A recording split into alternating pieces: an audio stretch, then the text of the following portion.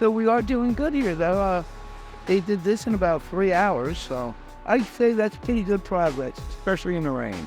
We are pushing the schedule hard here, trying to make our dates. Of course, the dealership's open, which always makes it a much more challenging job than if it was just a new building. So we have to take into consideration our customer and their ability to sell and work on cars. So these jobs are very challenging, but we've done hundreds of dealerships over the years. So this is, I would say, a little more complicated just because of the logistics and the amount of stock they have on site. We have a very small area to work in, so it's a challenge to keep everybody safe, including the customers and the employees.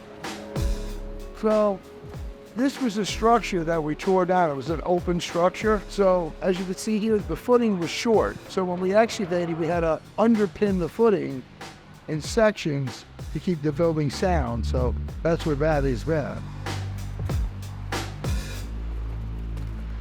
As you can see, it's again a tight spot and people are working all around us. So we're working in sections here. We're gonna redo the whole showroom. We'll get this section done and then we're gonna move to the showroom. So we're a couple of months away from getting this section 100% done, cutting a hole in to get into the new addition in the back, and then we'll move people into this section.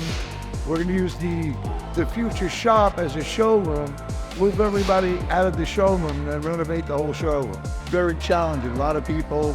And I believe that the due date here is end of May. We work fast. Without the cooperation of everybody in this building, it wouldn't happen. So kudos to our customer for really working with us to help get this job done quickly.